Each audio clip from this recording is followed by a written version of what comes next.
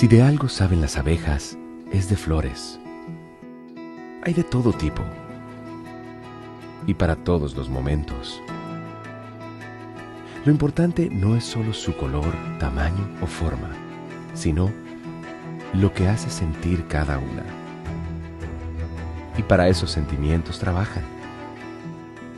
Igual que el Banco Central, que trabaja para hacer florecer la economía y que sientas estabilidad. Para ese sentimiento de tranquilidad, para ese sentimiento de crecimiento y desarrollo, para que la primavera llegue a todos los sectores y los planes de muchos den grandes frutos. Banco Central de la República Dominicana, 75 años trabajando por una estabilidad que se siente. Hoy, aunque Julia está allá en los países, está cerquita de su papá aquí en Moca, enviándole los chilitos de la compra del mes por la nueva app Remesas Reservas. Al igual que Nicole, que va corriendo a montarse en la estación de Gran Vía en Madrid y puede enviarle todo el cariño a su mamá por la nueva app Remesas Reservas. Y como Fernando, que le envía a su hermano los chilitos para completar el mes para que ambos sigan cuidando a sus padres en el campo.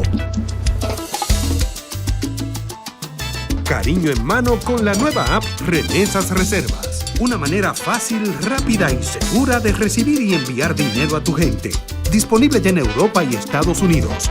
Banreservas, el banco de todos los dominicanos.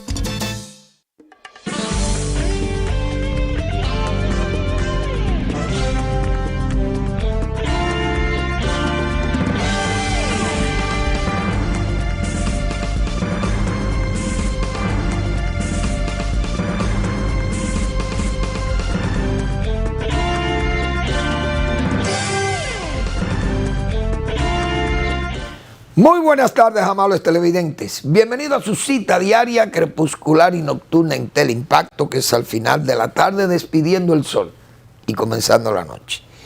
Ponga su caridad en buenas manos. Apoye el Patronato de Lucha contra el Cáncer de Villa González Incorporado.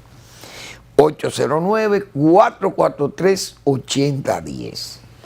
El Hogar Escuela Santo Domingo Sabio, otra oportunidad para usted apoyar a los salesianos que cuidan de esa institución para formar jóvenes en alto riesgo. Apóyelos. Avenida Independencia, casi esquina Avenida General Gregorio Luperón en Santo Domingo. Muy bien. Bueno, hoy se reporta que hubo una pequeño o grande, porque esas cosas comienzan pequeñas y después se agrandan, un remolino por allá, por la línea noroeste, pero no, por suerte, no afectó las plantaciones de banano, algunos cultivos menores allá en la zona de Dajabón, y cruzó Haití, que viven en la desgracia total. Ese tornado hizo algunos daños menores, cultivos menores, pero ese cultivo mayor, que es el banano, pues no hay duda que salió libre de esas posibles afectaciones que causan estos tornados. Plantas tan débiles como son las musáceas, que son tallos prácticamente llenos de agua, entonces son muy frágiles a los vientos y además las hojas tienden a agrietarse y entonces pierde vigor la mata. Bueno, por suerte no fuimos afectados. Ahora, ese cultivo, el banano, que yo dije aquí el año pasado, cómo fue afectado por un tornado peor. Decíamos nosotros, cómo las exportaciones se cayeron, porque los productores, tratando de colocar en el mercado local bananos para conseguir mejores precios, porque el plátano estaba muy caro y entonces eso obligó a que se desplazaran muchos bananos hacia el mercado local, entonces afectó las exportaciones. Luego, en este año, que comienzan a recuperarse esos niveles productivos, principalmente el plátano y la lluvia ha mejorado, el clima, etc. Entonces, INEPRE se ha inventado un plan en medio de la campaña. ¿Por qué que todo se hace en forma antojadiza, por un lado, pero interesada, vamos a llamarle así, que fue ese programa de venta de bananos, comprar bananos a 8 para vender a 1, a $1, por ejemplo? Una cosa, un desastre. Pero practicando al mismo tiempo, como señalan algunos productores de la zona, una especie de dumping en el mercado del banano, porque fueron compras selectivas. Entonces le compraban a los, según se me ha informado, a personas ligadas, productores ligados al PRM. Le compraban, por ejemplo, a 800 y INEPRE vendía a $1 o a 100 pesos. Ese quintal, ese ciento de guineo, lo que fuera. Si fuera quintal, o no sé si era quintal, unidades. Entonces se vendían a 100 pesos las unidades. 100 unidades, 100 pesos. Pero compraban ese mismo en 800. Es decir, una cosa como que uno no entiende, pero eso creó un problema muy serio, porque aunque favorecía a los partidarios del gobierno, porque esa es la denuncia que me han hecho, entonces los productores que no encajaban ahí, en esa línea política, entonces tenían que vender al precio que le podían comprar a 14, podían vender a 14 pesos. Y entonces el que iba a revender tenía que revender a 20 o a 18 o a 19, pero tampoco podía competir con INEPRE, porque INEPRE estaba vendiendo a 100. Una cosa a lo loco, y entonces en vez de ayudar, lo que hace es que afecta. Eso afectó a muchos productores, que entonces han dejado el mismo mercado que estableció INEPRE y que estaban pagando, porque me dicen que no deben, por suerte no deben, que pagan o pagaron por el momento electoral. Sin embargo, la crisis todavía parece que sigue ahí, porque han ido cerrando compañías, productores y compañías exportadoras, porque se han retirado del mercado. Y eso no hay duda que hay una contracción en ese producto tan importante como el banano para las exportaciones. Vamos a ver cómo siguen manejando las autoridades esas cosas. Ahora con todos estos poderes, vamos a ver dónde va a terminar esto. Bueno, también yo quería referirme, hay un cultivo importante en el país que es el café. La reactivación del café es necesaria. Cultivo como ese de casi 3 siglos tiene el café establecido en este país o en la isla de Santo Domingo. Los españoles trajeron eso, las primeras plantaciones de las zonas de por allá, de India o Etiopía, que importaron o trajeron las primeras variedades de esa época, las trajeron y las establecieron en América. Nosotros ya tenemos una cultura cafetalera amplia, historia y demás, pero ese cultivo, una gran parte de los dominicanos saben que ha tenido muchos problemas. Problemas por las enfermedades, principalmente la roya. Problemas climáticos. Y problemas de productores que entraron al mercado, como el caso de Vietnam, Indonesia, etcétera, países muy grandes. Entonces esos mercados comenzaron a expandirse, sembrando variedades de no buena calidad, la línea o las variedades del tipo robusto. Nosotros gozamos de la típica y la caturra, que son arábicas, de raza arábica. Entonces, esa superabundancia de café unida a la roya redujo la producción de café en muchos países, no en nuestros, principalmente en nuestros. Se cayeron las exportaciones. Nosotros tendríamos 50.000 productores, tal vez quedan 25, 26.000 productores hoy. Las exportaciones se cayeron a niveles de un 85, 84, 85%. De 170.000 sacos de exportación caímos a 25.000.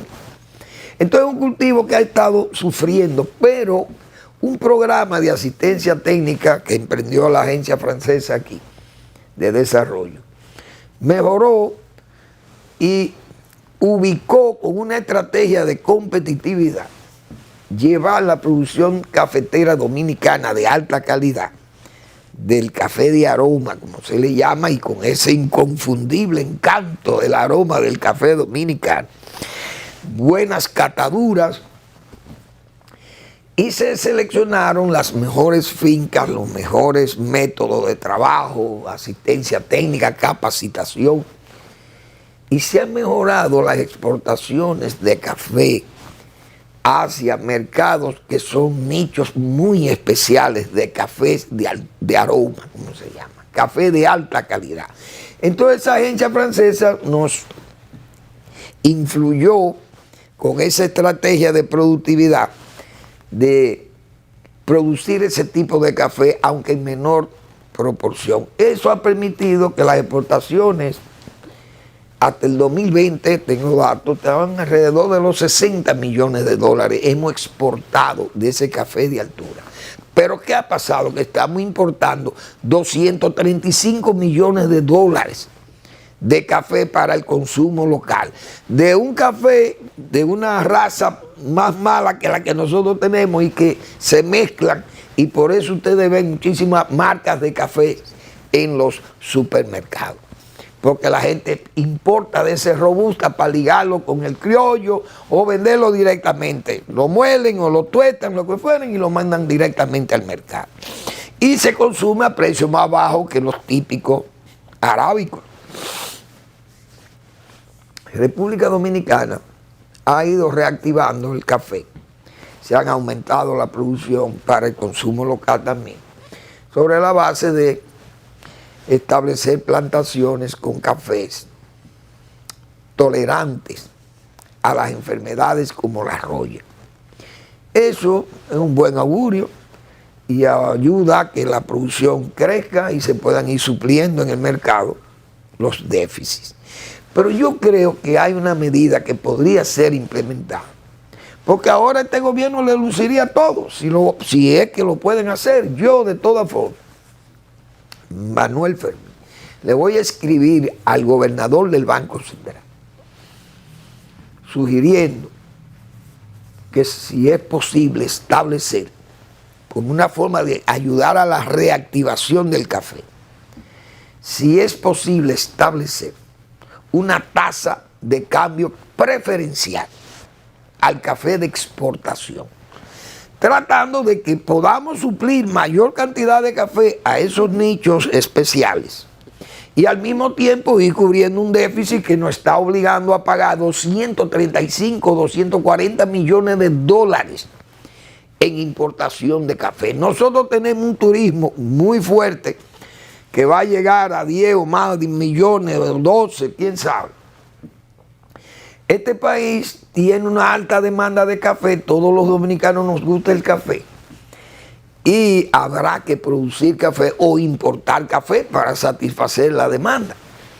Yo creo que el país, aprovechando su cultura cafetalera y estimulando de tal forma que la gente pueda invertir sobre la base de que va a tener $1 con mejor tasa, me parece que esto puede ser un mecanismo que ayude a fomentar mayores áreas y buscar la producción mayor posible dentro del renglón de cafés especiales, porque nosotros como país tan pequeño no podemos ir a grandes volúmenes porque sería muy difícil.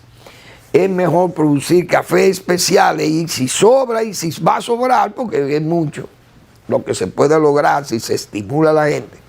Y podríamos tener, pienso yo, una buena reactivación, una buena reducción de esas divisas de importación y al mismo tiempo producir más cafés especiales para esos nichos especiales de café de alta calidad, y el país puede verse favorecido con eso, y los mismos fomentadores o los que renueven sus plantaciones y la lleven a un modelo productivo como ese sugerido por la Agencia Francesa de Desarrollo a través del PRACA, que es el programa que yo he hablado otras veces aquí, y que me parece que puede funcionar eso. Pero las autoridades monetarias son las que saben de eso, si se pueden establecer tasas preferenciales, porque eso no ha tenido muy buenas experiencias en países no como República Dominicana. En otros países han tratado tal vez de hacer algo similar con otros productos de origen agropecuario y no sé cómo le habrá ido. Pero yo creo que el café aplica para eso. Vamos a ver. Yo voy a escribir y eso me parece que sería tal vez factible. Pero eso no soy yo. Bien, Palestina, señores. España, Irlanda y Noruega se declaran favorables a la creación de un Estado palestino. El día pasado se sometió el proyecto ahí en las Naciones Unidas. 143 países apoyan que se crea un Estado palestino. Pero ¿quién no quiere que se cree un Estado palestino? Estados Unidos, que es el que más apoya a Israel. También han dicho que necesitan que se establezca un Estado palestino porque los palestinos tienen que vivir en algún sitio, porque ellos son de Palestina. Bien, Naciones Unidas, en el momento que le dividió la Palestina y estableció los límites a cada uno, árabes, o mejor dicho, palestinos y judíos, los judíos aceptaron su pedazo de tierra, como se dice.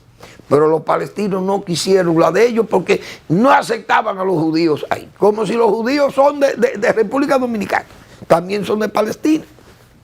Israel aceptó, Israel creció y al mismo tiempo comenzó a protegerse porque había una hostilidad contra ese país pequeño, los árabes, países grandes, países bien armados, países que estaban todos unidos en una especie de asociación panárabe o el panarabismo, como le llamaba Nasser, el coronel Nasser.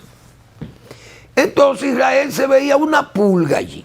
Los árabes decían, eso no va a durar, eso una cucaracha dura más en un gallinero que lo que van a durar los judíos asentados allí. Eso era lo que decían. Pero ese paísito se organizó y organizó ese ejército no para invadir a los árabes. El ejército de Israel se creó para defender ese pedacito de tierra de 15 o 20 mil kilómetros cuadrados, que fue lo que le tocó. Israel se ha hecho una potencia militar y económica y tecnológica en la zona, pero es un país pequeño, vulnerable a todos estos ataques y a todas esas cosas. Todos esos actos terroristas. Ha tenido que aplicar políticas muy duras y ha tenido que defenderse sobre la base de atacar a sus atacantes, valga la redundancia, pero defenderse más que atacar de sus atacantes. Entonces Israel ha sido agredido y cuando devuelve esa agresión ha sido con una dureza que muchas veces entonces se malinterpreta, y fíjense a dónde han llegado las cosas, que ahora se plantea que el director o el jefe o el primer ministro israelí junto al jefe del ejército se ponen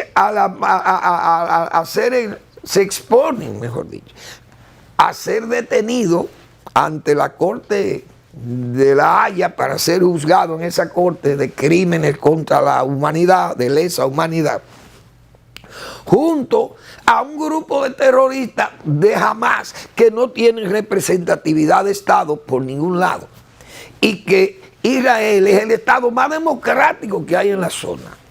Entonces es una cosa como disparatada lo que estamos viendo y al mismo tiempo una política antisemita o antijudía es lo que se está planteando en esta situación. Vamos a seguir, pero vamos a una breve pausa.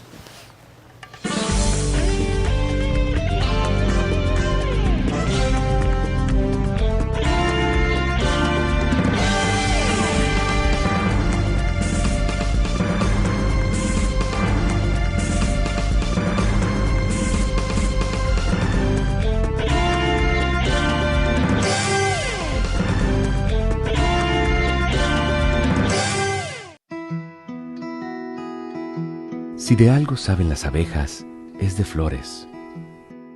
Hay de todo tipo y para todos los momentos. Lo importante no es solo su color, tamaño o forma, sino lo que hace sentir cada una. Y para esos sentimientos trabajan. Igual que el Banco Central, que trabaja para hacer florecer la economía y que sientas estabilidad.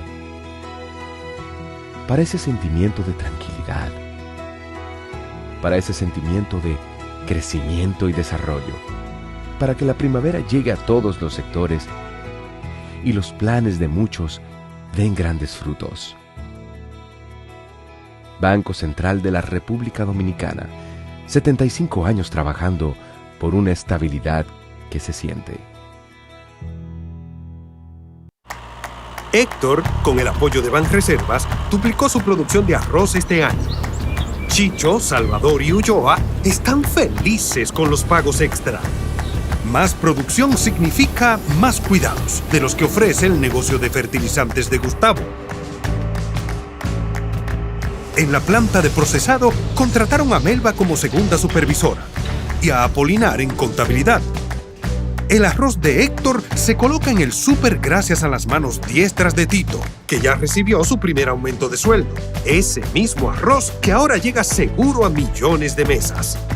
Tito, Apolinar, Melba, Gustavo, Chicho y muchos más no se quejan de que Héctor se beneficiara del programa de pignoración de arroz de Banreservas. Detrás de uno que avanza, hay muchos más echando hacia adelante. Banreservas, el banco de todos los dominicanos.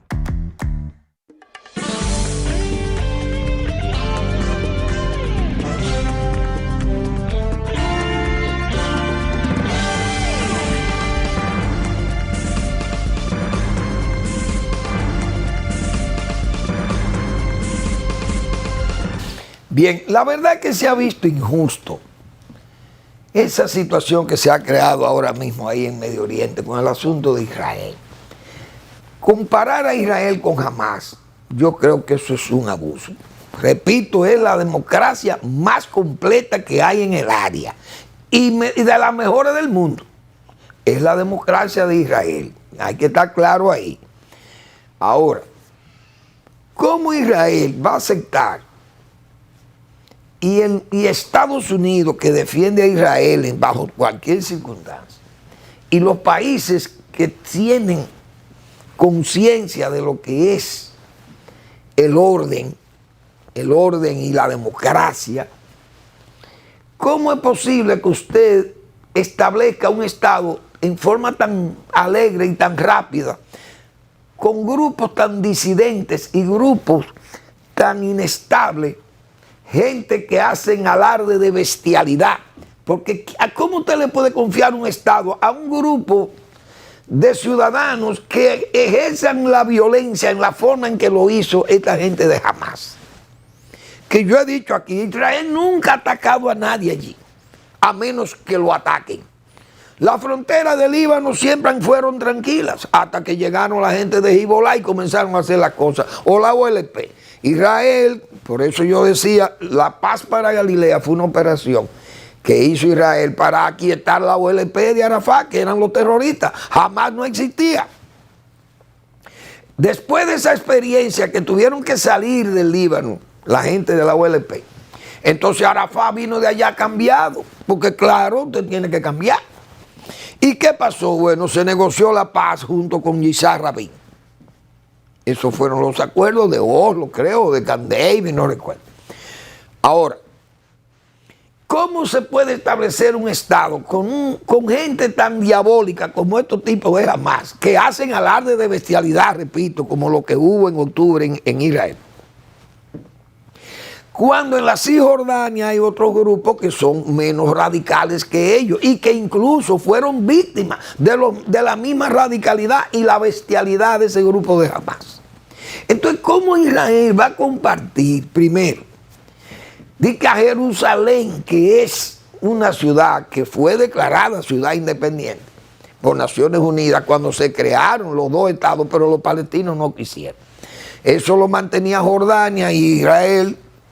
Como Israel tenía sus intereses ahí judíos, más que los jordanos, conquistaron la Jerusalén Este en la guerra del 67.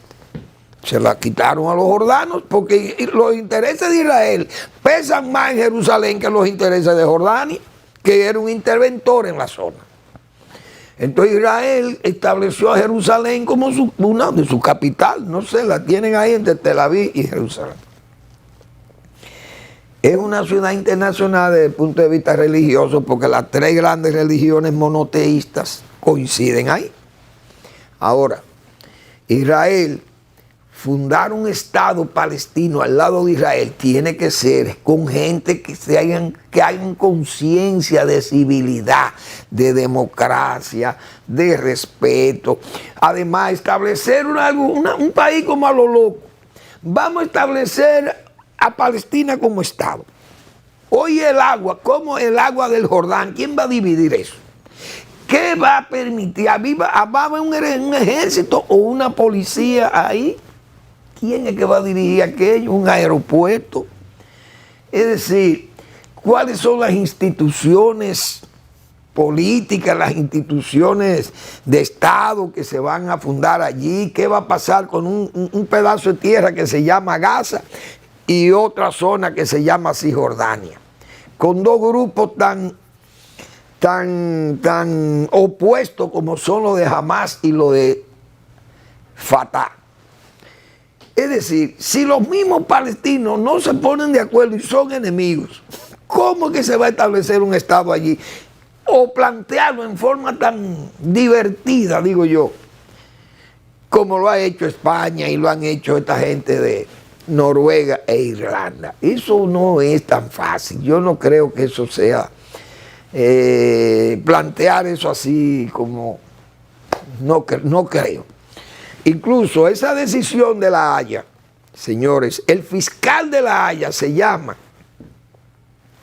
es apellido Khan, Ahmad o Assad Khan, Karim Assad Khan, óigale el nombre, pero es un excelente abogado británico, pero de origen musulmán, antisemita. ¿Ustedes creen que un fiscal con ese nombre va a ser amigo de Israel? No, ahí hay antisemitismo, porque ese nombre lo da musulmán, eso es un origen musulmán.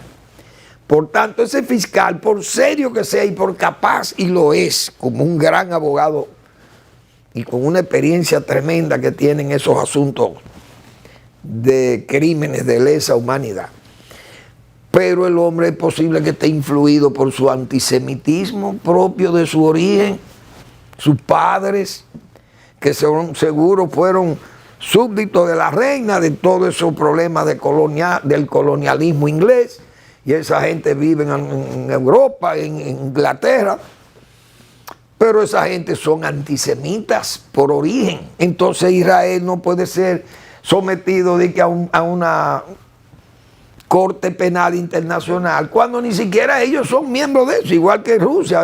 A Putin, imagínense, ni caso ha hecho con esa demanda.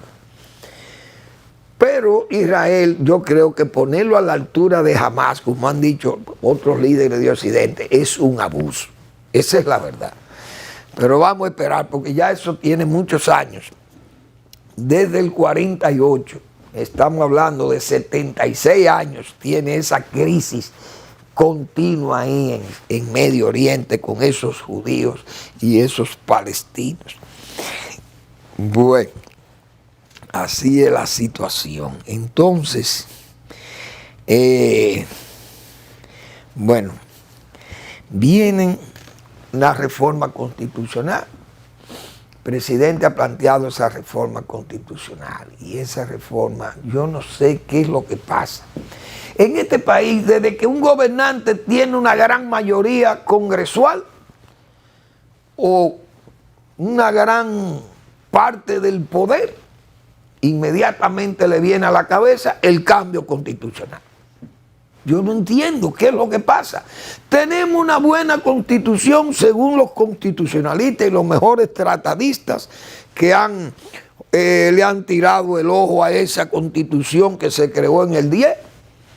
La consideran una excelente constitución, pero ya se le han hecho tantos, ¿cómo se dice? Tanta terapia que le han dado a la bendita constitución que la van a dañar, la van a terminar complicándola más. Como el malvado era Balaguer para todo, la de Balaguer se cambió en el 66 porque la del 63 era inaplicable. Todo el mundo sabe las dificultades que habían para aplicar una constitución como la de Juan Bosch, que trajo una guerra, un golpe de Estado, un gobierno fáctico y una guerra civil y además una intervención norteamericana. Esa constitución estaba condenada al fracaso, todo el mundo lo sabe. Entonces se creó una constitución en el 66 y esa constitución duró 28 años sin tocarla y el malvado era Balaguer. Eso no se tocó, 28 años. Yo creo que ha sido uno de los periodos más largos en que se ha respetado la constitución y todo el mundo sabe el poder que tenía Balaguer aquí. Pero Balaguer era consciente de que la cosa no se puede estar convirtiendo en un verdadero relajo. Aquí ahora, los gobernantes de estos tiempos, desde que tienen un poder, aunque sea pasajero en el Congreso, inmediatamente quieren hacer cambio constitucional. Ya el presidente habló de un cambio constitucional. Sabiendo uno todas las cosas que se aprovechan y que vienen ahí, ¿qué es lo que va a pasar aquí? El presidente ha planteado que si la reforma no es para beneficiarse. Ahora, el PLD, vimos los tollos que se hicieron con Danilo Medina en esos cambios. Y lo que no se le permitió hacer por parte del gobierno norteamericano, se dice que Pompeo llamó para eso. Pero el mismo Danilo Medina dijo que lo habían llamado para eso.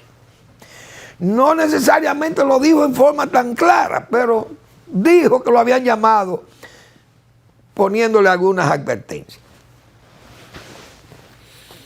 Ahora, ¿qué va a pasar con este anuncio a destiempo, como decíamos, del presidente Abinader? Eso va a crear un ambiente de corrupción mayor, mayúscula en el gobierno. Porque ya piensan, se nos va el líder, ya no vamos a tener el líder más. Nuestro líder mesiánico, porque se va convirtiendo en mesiánico, aunque él diga que no, pero entonces ese grupo lo van favoreciendo con ese culto al personalismo, que hacen del personalismo, lo hacen terco, el personalismo muchas veces. Comienza la debacle. Dígame usted, un gobierno que tenga 140 diputados, que tenga 122 ayuntamientos, que tenga 29 senadores, que tenga el poder militar, el poder policial y el poder del espionaje, lo tiene en sus manos, que tiene un poder judicial ambiguo, vamos a llamarle así. Entonces, esas cosas van a hacer que el gobierno se sienta, o todo ese funcionariado se sienta tan elevado al poder, tan imbuido de poder, tan goloso de poder, o tan goloso no, porque ya lo tiene, que va a terminar en el hartazgo, como hemos dicho. Se va a incentivar la corrupción, no hay cámara de cuentas, no hay quien lo audite. ese gobierno va a terminar muy mal. Y entonces, ¿qué se le va a exigir al presidente? Que la Constitución tiene que prever que el presidente, aunque él diga que no va, la prepare para que él no vaya, pero va, iría después. Si dejan eso, el vacío, si dejan el abierto para que participen, aunque él diga que no va. Pero que la gente, como decíamos ayer, no le va a creer que él diga que no va. Porque el nivel de corrupción y el nivel de compromiso que van a tener esos poderes exageradamente altos van a obligar la continuidad o el continuismo de esas malas reglas dañadas o de esas malas artes que generalmente se van incrementando a medida que usted sabe que va a salir del poder probablemente. Eso va a crear un ambiente de que el que está en el poder después no se quiere ir, porque Danilo Medina lo vimos ahí, no quería entregar. ¿Por qué? Porque sabía lo que venía. ¿Y qué fue lo que le vino a eso? Fue un tsunami, como se dice, un ciclón, un tornado le cayó al PLD y miren por dónde anda ese partido, pero miren dónde está esa cúpula sometida en la justicia. Entonces el PRM no es verdad que se va a liberar, no va a salir ileso del poder, no lo va a salir. Toda esa reforma y todos esos cambios van terminando de dañar la situación y le van a empeorar las cosas al presidente Abinader. Eso es lo que pensamos, lo que tenemos edad, que hemos visto todas las cosas que hay en este país. Y que uno sabe cómo se maneja el poder aquí. Imagínense si con aquellos gobernantes no reeleccionistas, por ejemplo, don Antonio Guzmán, en paz descanse, y Salvador de Blanco, los dos. Hay que ver cómo salieron esos gobiernos, cómo terminaron esos gobiernos, que fue en forma apestosa. El gobierno de Hipólito Mejía igual. Esos tres gobiernos que no se resguardaron por la Constitución, porque tenían la Constitución abierta, pero por sus estatutos y el liderazgo de Peña Gómez no podían ir más que cambiar de régimen, pero el cambio de régimen garantizaba alguna impunidad. Pero la lucha ahí al interno era tan fuerte en esas tendencias que dos adversarios políticos se llevaban mejor que esos compañeros de partido, que la palabra compañero se fue a pique. Eso salió de ese vocabulario político, se perdió en el PRD. Entonces, los tres gobiernos que salieron del PRD, salieron, todo el mundo sabe, con todos los problemas de corrupción que hubo ahí. Este gobierno, aunque diga que es limpio y aunque diga que no va a participar con la impunidad y que va a ser transparente y que todo eso se va a pique cuando haya ese cambio y se vea ya que el presidente no va, eso va a ser la debacle, porque eso es lo que nos dictan los tiempos, la experiencia, el tiempo pasado, próximo pasado. Nos ha dicho que las cosas son así. Se incrementan los daños al Estado, se incrementa la corrupción, se incrementa la impunidad, las riquezas mal habidas, incluso puede hasta incrementarse estas, ¿cómo diríamos?, los abusos de poder, que son tan dañinos o más que los mismos también de la corrupción administrativa. Esa es la pura verdad. Vamos a la pausa.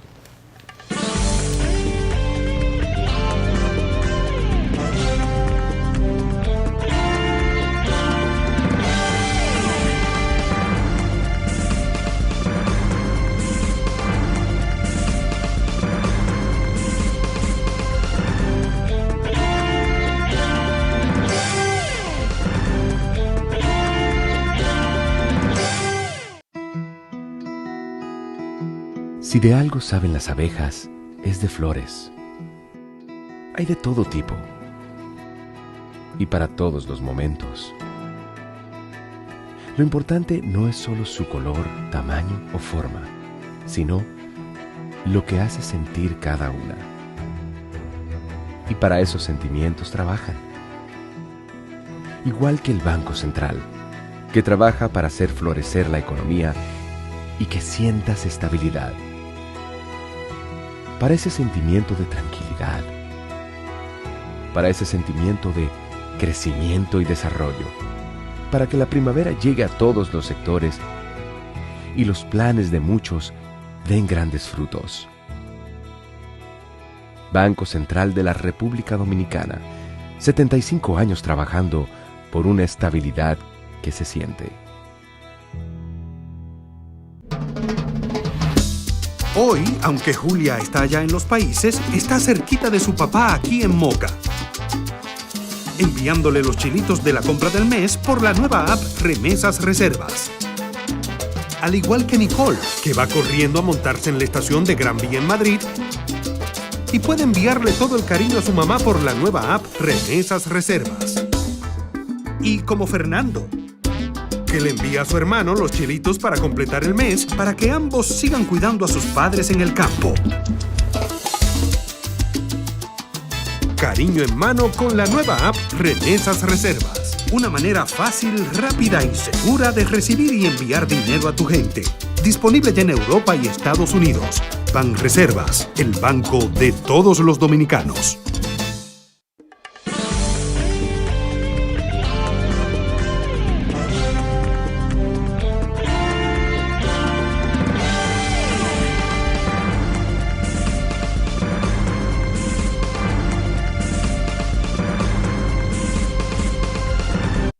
Bien, sobre ese tema anterior, predominio del PRM se usará para consenso, dice el presidente Abinader.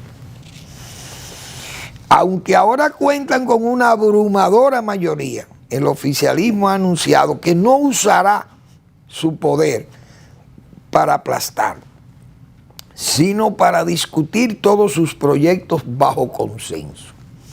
Así lo quiere el presidente Luis Abinader, quien dijo que ninguna reforma se producirá sin discutirse con todos los actores políticos y sociales. Lo dije antes y lo repito, no importa la gran mayoría que vamos a tener en el Congreso Nacional. Eso, con más fuerza y más fe que lo diga el presidente, todo el mundo sabe que esa mayoría la imponen en forma aplastante y mecánica. Y más esa familia con vocación de camino, de permanencia del camino malo, como hemos dicho, esa familia del PRD. Entonces la gente no va a creer en eso, aunque el presidente haga un esfuerzo de consenso y de unidad. Uno sabe que al final van a imponer eso. ¿Por qué no se aprobó el Código Penal? Se ha consensuado con todo el mundo, ¿y por qué no lo aprueban? Porque no quieren aprobarlo. Porque esa mayoría va a no. Pero se ha hecho el consenso. Y entonces, ¿por qué no aceptan ese consenso? No, eso no va. Entonces, así mismo va a pasar, porque esas mayorías son difíciles de controlar, y más con un Congreso peor que este, más mediocre todavía. El que viene es peor que el que tienen aquí. Imagínense ustedes, ¿qué es lo que va a pasar aquí? Se van a imponer las cosas. Entonces, ese cambio constitucional, ojalá el presidente pueda manejar eso con la mayor credibilidad y con la mayor fuerza de poder, de mando, para él poder controlar esas huestes, porque uno sabe qué es lo que traen todos aquellas cosas impuestas por una mayoría aplastante como esa. Porque, repito, ahí están los ejemplos en este Congreso. Vamos a tomar préstamos, presidente. Mire, el consenso dice, la población dice que tenga respeto por los préstamos. No le hacen caso a nadie. Préstamo y préstamo. Y más ahora, con esta resaca que queda del proceso electoral. no hay una persona que no sepa que ese estado elefantiásico hay que buscarle comida a ese elefante. Ese elefante que es el Estado Dominicano hoy, con todos estos compromisos de campaña que tiene el gobierno, como hemos señalado, 2 gobiernos con un mando único, 26 partidos afiliados o aliados al gobierno, toda esta masa de adheridos de la campaña, su partido y su militancia, todo eso va a convivir en un medio de cultivo que se llama el Estado Dominicano, o más que el Estado Dominicano, el gobierno nacional, porque el Estado también es parte, diríamos, la justicia, y el gobierno no tiene control de la justicia. Entonces, el gobierno va a estar en necesidad urgente de dinero. Esa mayoría va a buscar dinero porque ¿cuál es el consenso? La reforma. Pero la oposición no va a apoyar una reforma que le afecte su imagen para futuro, porque eso lo sabe todo el mundo, que el gobierno entonces se va a ver en la necesidad de aplicar sus medidas en forma ya de mayoría absoluta. Porque la oposición no va a querer cargar con toda esa carga pesada de resentimiento y de molestia que crea en la población. Las cargas impositivas. Eso lo sabe uno, porque esas son cosas elementales. Entonces el gobierno tiene que aplicar la mayoría. Bueno, como usted de la oposición no quiere, yo sigo cogiendo préstamos. Y así vamos a terminar en 100.000 millones de dólares. Y a Dios que reparta suerte. Pero resulta que en la reforma constitucional, esas son culpas que usted se va cargando, complicaciones de futuro, que cuando usted va a abandonar el poder, entonces teme a la salida si no está bien anclado o si no está bien protegido, y por eso que usted ve los cambios constitucionales, ve los cambios de las altas cortes para cuidar la salida, para escoltarme, porque no puedo salir a pecho abierto como salió el PLD, Danilo Medina, y miren las consecuencias. Esas son las cosas que se piensan desde el poder. Yo no sé cómo vamos a terminar con esto, pero ojalá, como dice el presidente, no vamos a usar esta mayoría a menos que sea con el consenso. Ojalá ese consenso no sea al final que para alimentar al elefante Estado Dominicano, entonces tenga el pueblo que pagar, como dicen, los platos rotos, porque a la hora de revisar todo ese gasto fiscal que tiene el gobierno, los grupos económicos poderosos se resisten.